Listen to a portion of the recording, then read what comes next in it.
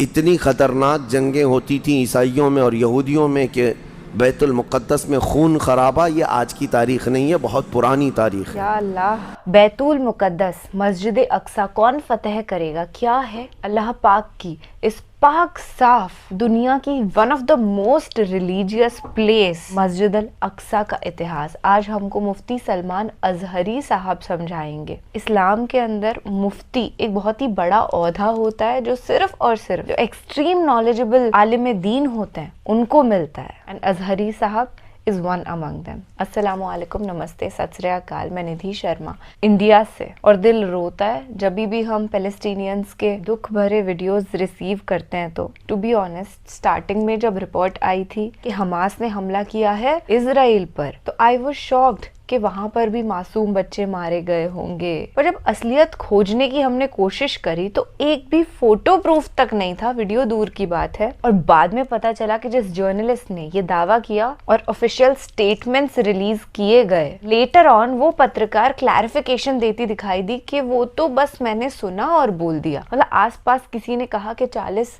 معصوم بچوں کی اسرائیل میں موت ہو گئی ہے اور میں نے اسے کہہ دیا، میں نے اصلیت جاننے کی کوشش بھی نہیں کری، اور وہاں پر جب کھوج بین کری گئی تو ایسا کچھ تھا ہی نہیں۔ آپ سوچ رہے ہیں کہ کس لیول کے چنٹ چالاک دہشت گرد لوگ یہ ہیں کہ ان کے دلوں میں انسانیت اب باقی رہ نہیں گئی ہے۔ مسجد اقصی پر جب لوگ سجدہ کرنے کے لیے جاتے ہیں تو ان کو لاتے مارتے ہیں، بچے لوگ جو ہے نا چھوٹے چھوٹے معصوم فلسطینی وہ صرف عبادت کرنے کے لیے اسٹرگل کر رہے ہیں، ادھر کھانا کھانے کے لیے چھت کے لیے اسٹرگل کر رہے ہیں، اور ہمارے گودی میڈیا کے جرنلسٹ کو انفیکٹ مودی صاحب کو خود کو یہ سب مذاق لگتا ہے اور وہ اسرائیل کے سمرتھن میں کھڑے ہو جاتے ہیں، پر ہم عام ہندوستان کے ناگرک انڈین سٹیزنز کبھی بھی ایک آتنکوادی گھس پیٹیے کا ساتھ نہیں دے سکتے۔ جب حضور اکرم صلی اللہ تعالی علیہ وسلم کا دور تھا ظاہری زندگی کا، اس وقت بیت المقدس پر عیسائیوں کا ہی قبضہ تھا، ہم یہ بتاتے ہیں عیسائیوں کا، لیکن عیسائیوں نے کہاں سے قبضہ کیا تھا؟ وہ تو یہودیوں سے حاصل کیا تھا، یہودیوں کو مارتے تھے۔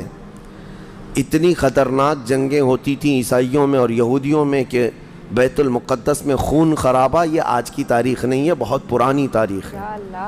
ٹائٹس نام کا ایک عیسائی بادشاہ جس نے پورے بیت المقدس کی اینٹ سے اینٹ بجا دی تھی، اور اس نے جتنے یہودی وہاں پر آباد تھے سب کو قتل کروا دیا تھا، پھر عیسائیوں کا قبضہ ہوا تھا۔ کتنے بڑے بڑے عیسائی بادشاہ آئے اور انہوں نے وہاں پر سوائے ظلم کے اور کچھ نہیں کیا بیت المقدس میں۔ یہ تو ان کی تاریخ چلتی تھی عیسائیوں کی، یہودیوں کی۔ یہودیوں سے کئی مرتبہ بیت المقدس لے لیا گیا اور عیسائی جھنڈا وہاں لہرایا گیا، کئی 100 سال تک۔ عیسائیوں نے یہودیوں کا داخلہ بھی بند کر رکھا تھا کہ کوئی یہودی پھٹکنے بھی نہ پائے۔ بیت المقدس تو چھوڑیں، یروشلم میں فلسطین میں کسی یہودی کی انٹری نہیں تھی۔ عیسائیوں کا جب غلبہ تھا تو یہ کئی زمانے تک چلتا رہا۔ اصل یہاں پر کیا تھا وہ میں آپ کو بتا دوں۔ یہ بیت المقدس کا مسئلہ آپ کو سمجھنا اس لیے بھی ضروری ہے کہ آج پوری دنیا میں یہ ایک سب سے بڑا ایشو کیوں ہے۔ اس کی بنیاد یہ ہے کہ حضرت آدم علیہ السلام کے بعد سے وہ جگہ مقدس تھی، فرشتوں کی تعمیر کی ہوئی، لیکن جب حضرت داؤد علیہ السلام تشریف لائے تو آپ نے، چونکہ آپ کی حکومت تھی اس وقت، آپ بادشاہ تھے، آپ نے ایک مسجد تعمیر کرنے کا حکم دیا، لیکن آپ کے زمانے میں وہ کام نہ ہو سکا، تو اپنے بیٹے حضرت سلیمان علیہ السلام کو انہوں نے حکم دیا۔ سلیمان علیہ السلام بادشاہ بھی ہوئے اور داؤد علیہ السلام کی کرسی پر بھی فائز ہوئے، اور وہ نبی بھی تھے، رسول بھی تھے، امت بھی تھی آپ کی۔ اور سلیمان علیہ السلام کو تو اللہ تعالیٰ نے ایسی طاقت دی تھی کہ وہ ہواؤں پر بھی حکومت کرتے اور جنات پر بھی حکومت کرتے۔ تو سلیمان علیہ السلام نے کام شروع کیا۔ یہ وہ جگہ تھی جہاں موسیٰ علیہ السلام عبادت کیا کرتے تھے، اس جگہ پر سلیمان علیہ السلام نے ایک مسجد بنانے کا حکم دیا، اور یہ جنات بنانا شروع کرتے ہیں۔ اس کا ذکر قرآن پاک میں بھی موجود ہے۔ حضرت سلیمان علیہ السلام نے جب پورا ڈیزائن دیا کہ اس طرح سے بننا ہے، تو پھر جنات تعمیر کرتے رہے، اور جنات اتنا خوف کھاتے تھے سلیمان علیہ السلام سے کہ وہ ایک لمحہ بھی حضرت سلیمان علیہ السلام سے غافل نہیں ہوتے یا حکم عدولی نہیں کرتے۔ ہوا یہ کہ کام ابھی کمپلیٹ نہیں ہوا تھا کہ سلیمان علیہ السلام کا انتقال ہوا، تو جنات بھاگ جاتے، لیکن اللہ کی مصلحت، حضرت سلیمان علیہ السلام لکڑی لے کر یوں کھڑے رہتے تھے، اپنا عصا لے کر کے کھڑے رہتے تھے اور کام دیکھتے رہتے تھے. جب تک سلیمان علیہ السلام کھڑے ہیں تیزی سے جنات بڑے بڑے پتھر لاتے تعمیر کرتے رہتے تھے. انتقال ہوا سلیمان علیہ السلام کا اور آپ ایسے ہی کھڑے رہ گئے، آپ کے کھڑے کھڑے وفات ہوئی ہے. اور اس طرح سلیمان علیہ السلام کی وفات کو سالوں گزر گئے، لیکن آپ وہاں سے ہٹے نہیں کیونکہ کام چل رہا تھا. قرآن میں ہے، اللہ تعالیٰ فرماتا ہے جب لکڑی کو دیمک کھا گئی، کتنے سال گزر گئے ہوں گے، حضرت سلیمان علیہ السلام یوں ہی کھڑے تھے. اور عام دوسرے لوگوں کی موت تو چھوڑو، نیند میں کھڑا ہو کر کے دکھائے. وہ اللہ کے نبی تھے کہ انتقال کے بعد بھی وہ کھڑے رہے. روایتوں میں کئی سالوں تک، دسیوں سالوں تک آپ کھڑے رہے. اور اس کے بعد دیمک کھا گئی لکڑی کو تو لکڑی ٹوٹ گئی. تب سلیمان علیہ السلام زمین پر آ گرے. جنات اسی وقت جان گئے کہ یہ تو انتقال کر گئے ہیں. تب تک بیت المقدس کا کام کمپلیٹ ہو گیا تھا، جنات بھاگ گئے سب. یہ تعمیر، اس کو اصل میں بیت المقدس نہیں کہا جاتا تھا اس وقت، یہ ہیکل سلیمانی. یہ یہودیوں کے عقیدے کے اعتبار سے فرسٹ ٹیمپل ہے، پہلا مندر یا پہلی مسجد جو بھی ہے مقدس تھی. یہ ہیکل سلیمانی جو سلیمان علیہ السلام نے جنات سے بنایا تھا، اور سلیمان علیہ السلام کی کرسی جہاں لگتی تھی اس وقت حضرت سلیمان علیہ السلام نے جنات اور سرکش لوگوں سے اور جادوگر لوگوں سے سب چیزیں جادو کی چھین کر اپنی کرسی کے نیچے دفن کر دیا تھا. سب ختم کیا تھا کہ کوئی جادو ٹونا یہ سب چیزیں نہ ہوں، کیونکہ یہودی جادو کے پیچھے بہت بھاگتے تھے، صرف جادو میں ہی دن رات. آپ نے سب دفن کیا اور اس کے بعد آپ کے انتقال کے بعد سالوں بیتے اور اسی طرح سے رہے. لیکن پھر یہ ہیکل سلیمانی کو ایک بادشاہ آیا جو عراق کا رہنے والا تھا، اس کی یہودیوں سے دشمنی تھی. اس نے ایسا حملہ کیا کہ پورے ہیکل کو توڑ ڈالا. یعنی جو جنات کا بنایا ہوا تھا اس کو مکمل طور سے مسمار کر دیا. ایک دیوار باقی رہ گئی، ایک دیوار باقی رہ گئی جہاں جا کر کے آج یہ یہودی روتے ہیں. دیواریں گریا اس کو کہتے ہیں. وہ اس زمانے کی ایک باقی رہ گئی، باقی پورا ہیکل گرا دیا.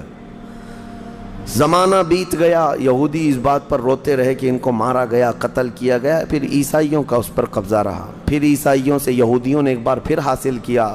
پھر دوبارہ یہ ٹائٹس کے زمانے میں عیسائیوں نے مار کر کے پورے یہودیوں کو خون خون کر دیا.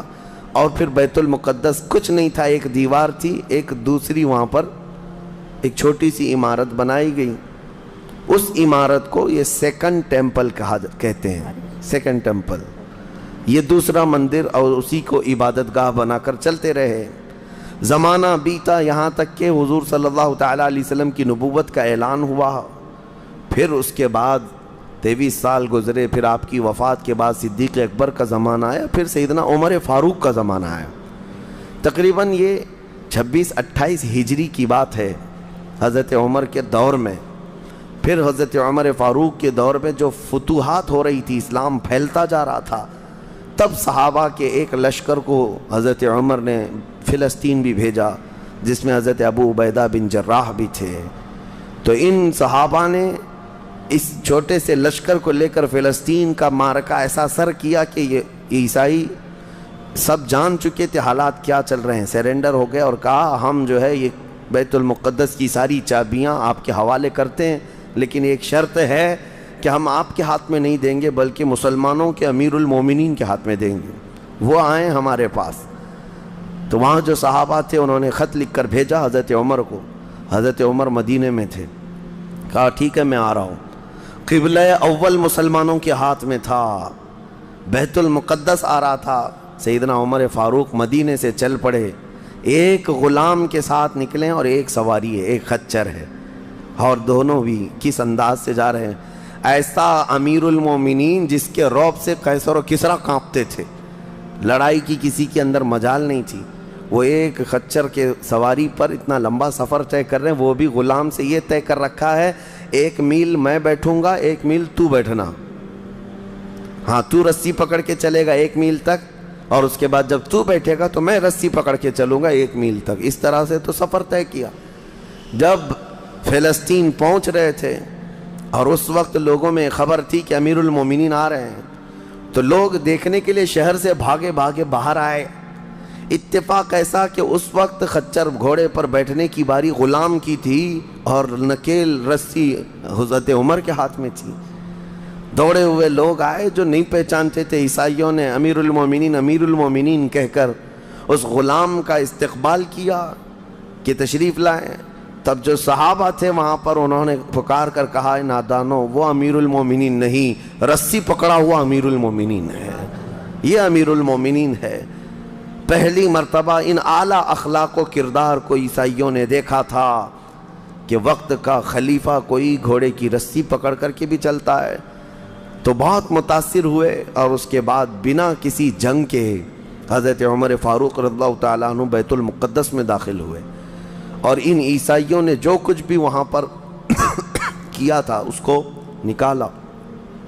پھر حضرت عمر فاروق رضی اللہ تعالیٰ عنہ نے پہلی اذان دینے کا حکم فرمایا، وہ ظہر کی اذان تھی، آپ نے وہاں پر نماز پڑھائی۔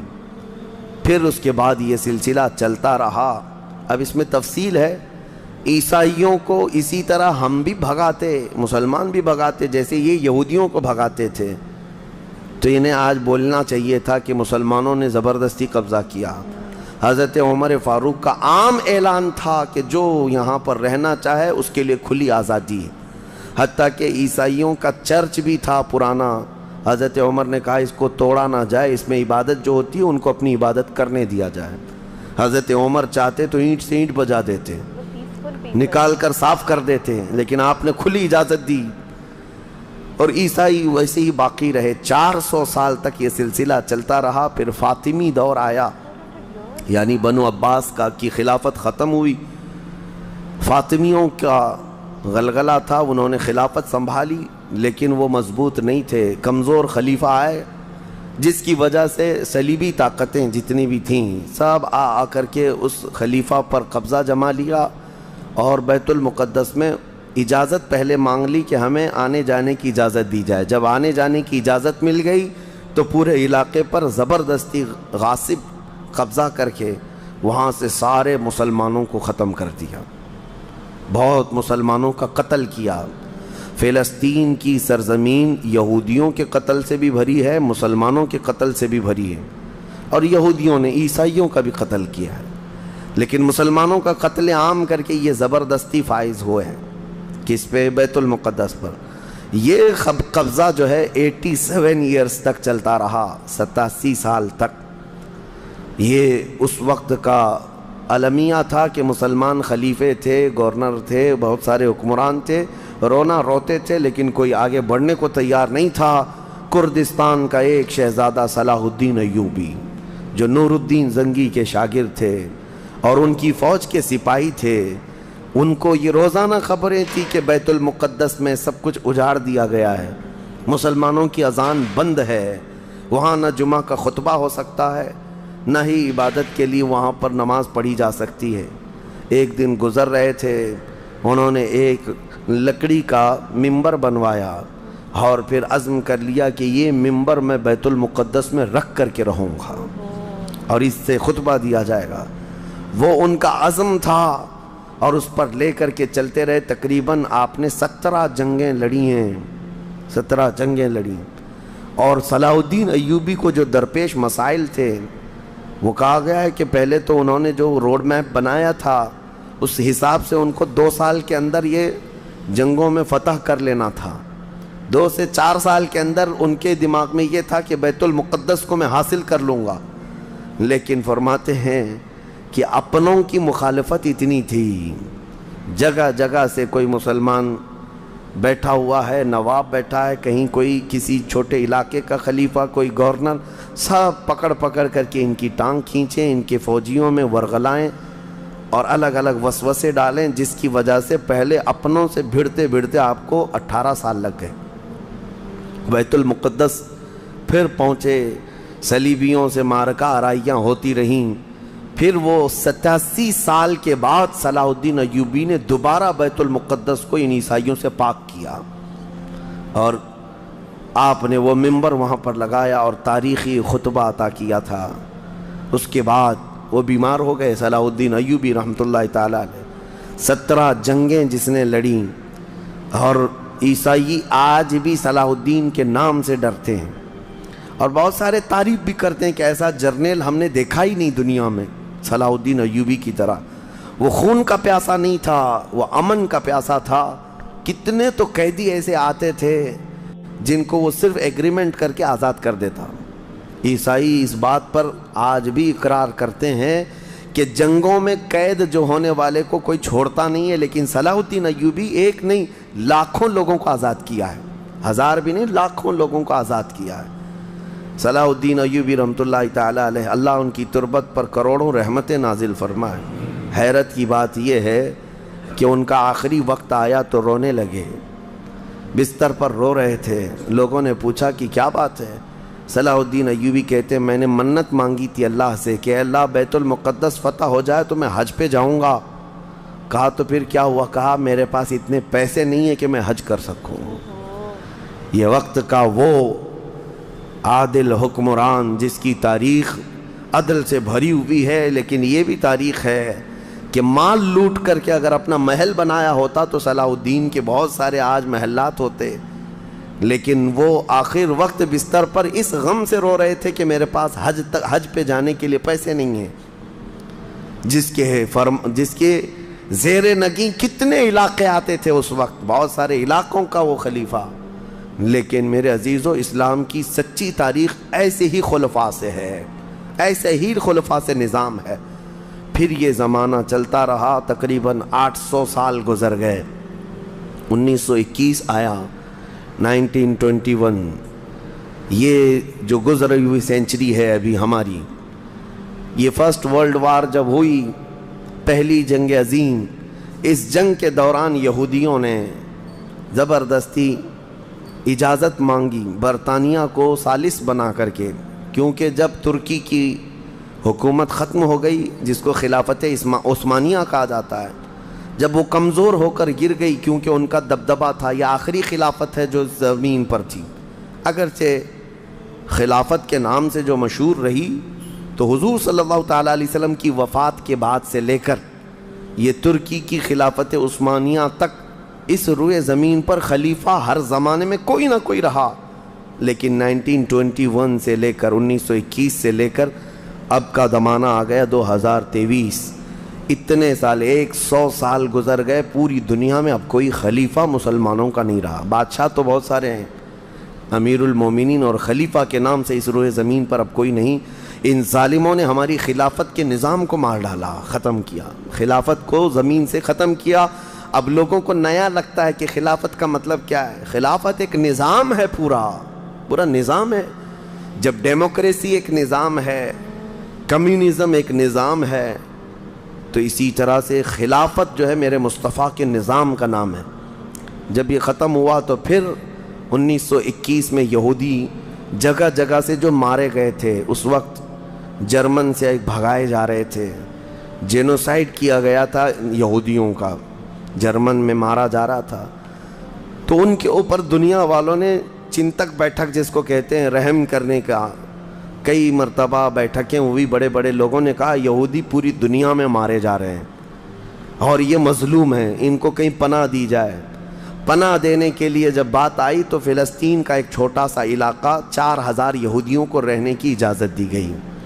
1921 سے 4000 یہودیوں کو رہنے کی اجازت دی گئی، اور پھر جب وہ 4000 یہودی رہے تو بڑھتے بڑھتے دنیا بھر سے لوگ ہجرت کر کے یہودی وہاں جاتے رہے، اور تقریباً 1948 1947 1947 جب ہمارے ہاں آزادی کا مسئلہ چل رہا تھا، تب تک یہودی جو ہے لاکھوں کی تعداد میں وہاں جمع ہو چکے تھے، اور جمع ہو کر کے ان لوگوں نے، اور اسی وقت ہٹلر کا دور بھی ختم ہوا تھا، اور ہٹلر نے ان کو بہت مارا تھا، جس کو ہولوکاسٹ کہا جاتا ہے، اور بہت زیادہ ظلم کیا تھا۔ تو یہ سب بھاگ کر کے فلسطین میں جمع ہوئے، اور پھر ایک ایگریمنٹ سائن کروا لیا گیا دنیا کی بڑی بڑی طاقتوں سے کہ یہ اسرائیل ایک کنٹری ہے.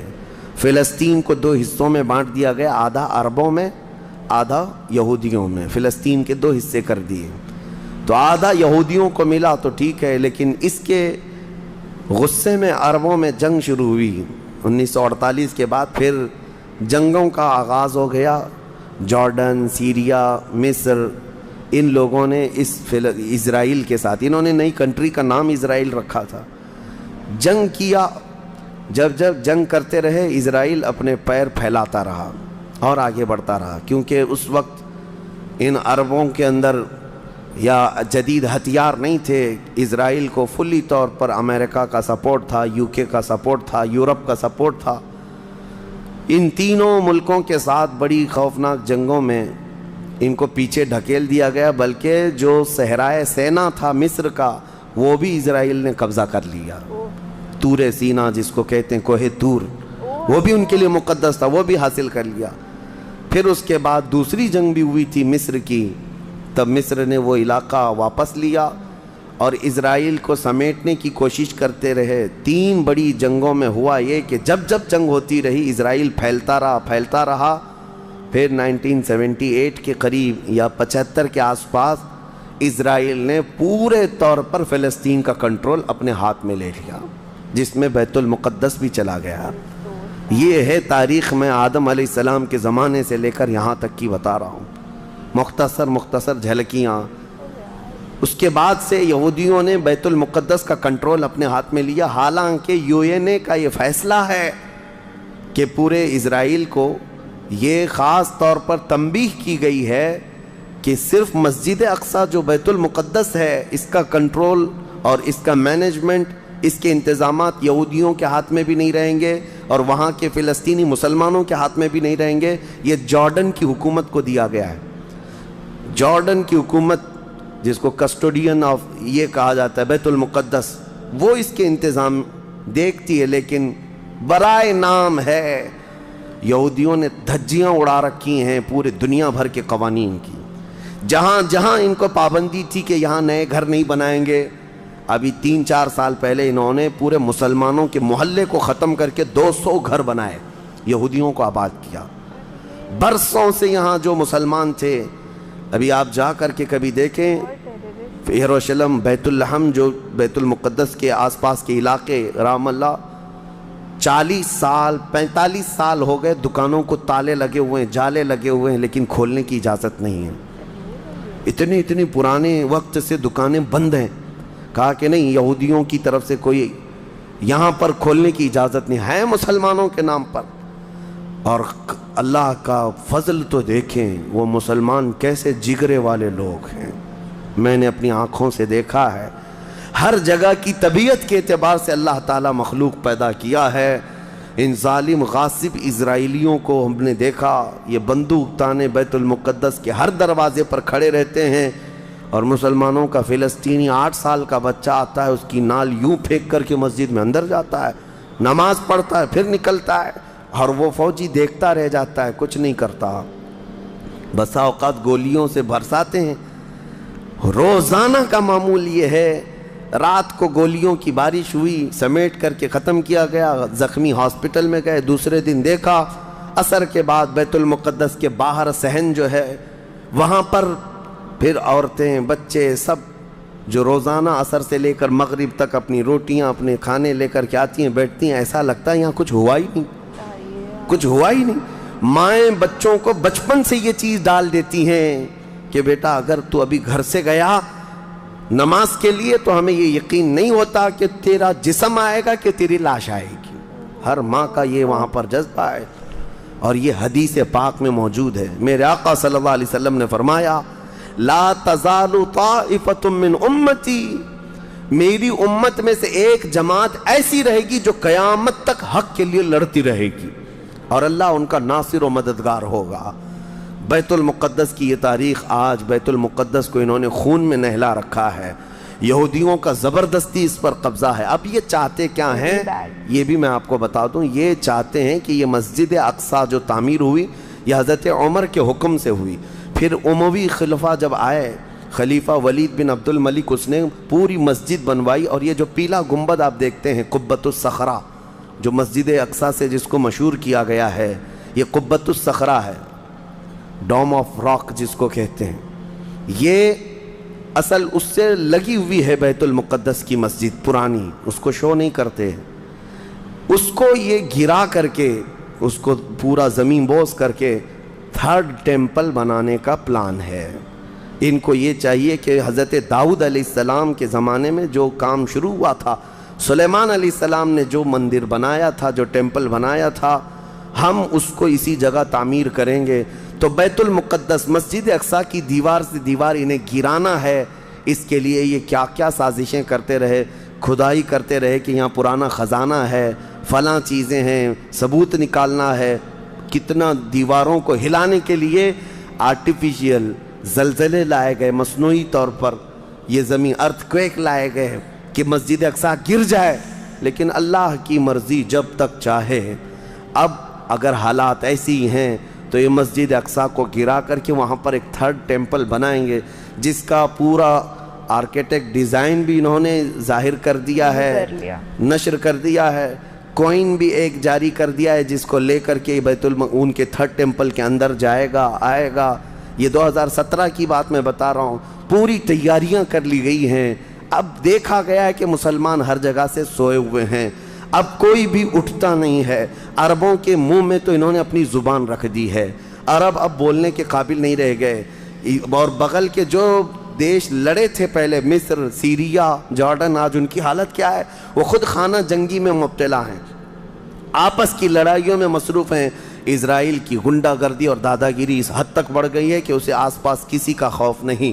ہاں اگر کچھ بولتا ہے تو کبھی ترکی بولتا ہے، ہاں اس کو اپنے اس ملک کے لیے سب سے بڑا خطرہ محسوس ہوتا ہے تو ایران ہے۔ ایران کو اس نے سعودی سے ایسا لڑا کر کے رکھا ہے کہ وہ آپس میں جنگیں کرتے رہیں، اسی لیے ابھی ایران اور سعودی کا پیس معاہدہ ہوا، ایگریمنٹ ہوا، تو سب سے پہلے نیند حرام ہو رہی ہے اسرائیل کی کہ یہ اگر دوست ہو گئے تو میرا کیا ہوگا، میری حفاظت کیا ہوگی۔ اسرائیل حماس کو مدد کرتا ہے، جو غزہ میں ایک علاقہ باقی رہ گیا مسلمانوں کا جو فلسطین کے اندر ہے، جو آج تک لڑ رہے ہیں، آج تک راکٹ داغتے ہیں، اسرائیل کے ساتھ لڑتے ہیں۔ 20,000 کی تعداد ہے وہ بیچاروں کی، 20,000 کی تعداد ہے۔ اب یہ تاریخ اس طرح سے بتائی جاتی ہے، نیوز اس طرح کی ہے، اسے حماس کو اسرائیل مدد کرتا ہے، فلاں مدد کرتا ہے، جو بھی مدد کرتا ہو ہمیں اس سے وہ نہیں، لیکن ایک حق جماعت قیامت تک حق پر قائم رہے گی اور بیت المقدس کے لیے لڑتی رہے گی۔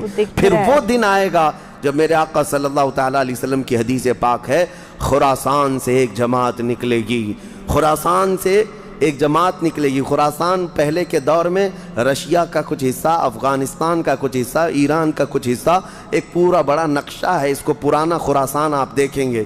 خراسان سے ایک جماعت نکلے گی، ان کے ہاتھ میں کالے جھنڈے ہوں گے۔ میرے آقا نے فرمایا وہ اتنی تیزی سے نکلیں گے کہ دنیا کی بڑی سی بڑی طاقت ان کا راستہ نہیں روک سکے گی، اور وہ سیدھے جھنڈے لے جا کر کے بیت المقدس میں نصب کریں گے، اور پھر اسلام کا پرچم وہاں سے بلند کیا جائے گا۔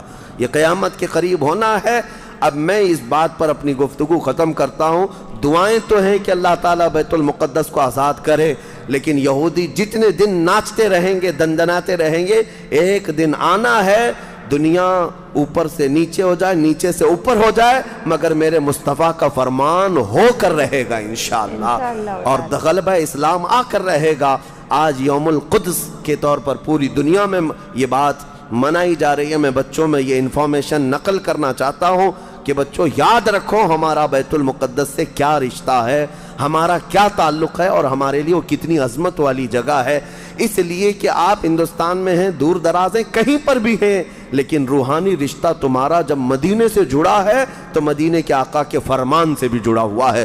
اللہ کریم ہم سب کو بیت المقدس کے محافظین میں شامل فرمائے۔ قیامت کے قریب امام مہدی کی فوج میں اللہ تعالی ہمارا شمول فرمائے۔ کریم خدا بیت المقدس کو تو آزاد فرما دے، یہودیوں کے چنگل سے اسے آزاد کر دے۔ آمین۔ 1,24,000 نبیوں نے جہاں پر بیٹھ کر کے عبادت کری تھی، سجدہ کرا تھا، اللہ سبحان و تعالیٰ کو آج وہ جگہ یہودیوں کے چنگل میں پھنسی ہوئی ہے. کیسے نہیں روئے گا ایک مسلمان کا دل؟ باقی ایمان والوں کو تڑپتا جھلستا دیکھے گا ان اسرائیلیوں کے آتنکواد کے چلتے. روح کانپ جاتی ہے آج بھی جب ہم نیوز کے اپڈیٹس دیکھتے ہیں. تو ہم کو اس بیان کے ذریعے مفتی سلمان اظہری صاحب نے بہت بڑی بڑی باتیں بتا دی ہیں جنہیں یاد رکھنا ضروری ہے، جنہیں سننا ضروری تھا، اور میں دھنیواد دیتی ہوں ان کو. اور ہر وقت دل سے بس یہی دعائیں نکلتی ہے فی الحال جو استھتی چل رہی ہے کہ معصوم فلسطینیوں کی سفرنگز ختم ہو جائیں، ان کو ان کی سرزمین واپس ملے، ان کے بچوں کو، بزرگوں کو، ماتاؤں کو، آدمیوں کو کبھی تڑپنا نہ پڑے، صرف اس لیے کہ پہلے وقت میں ان کے پوروج بھی بڑے دیالو تھے، انہوں نے یہودیوں کے ساتھ اپنی زمین شیئر کر لی. تو آج وہی یہود قوم بیٹھی ہوئی ہے ہڑپنے کے لیے کہ ہم قبضہ کریں گے. ان سے بڑا احسان فراموش کوئی نہیں ہو سکتا ہے آج کے وقت میں. چلیے اب کچھ کہنے کو باقی رہ نہیں گیا ہے، میں بس دعا ہی کر سکتی ہوں اور آپ سے بھی یہی عرضی لگا سکتی ہوں. آپ خیال رکھیے گا اپنا اور اپنے سبھی گھر والوں کا، محفوظ رہیے گا. اللہ حافظ.